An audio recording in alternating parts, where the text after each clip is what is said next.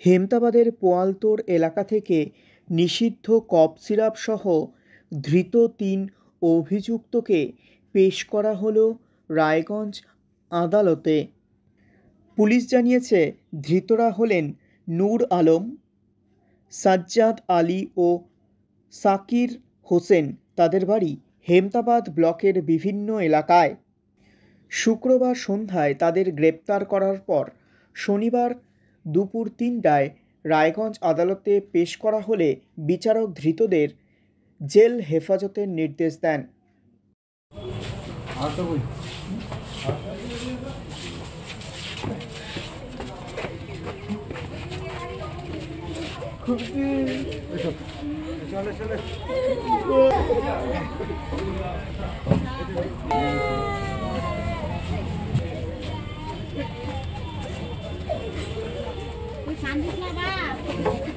এখান থেকে ছবি নিতে হবে একটা।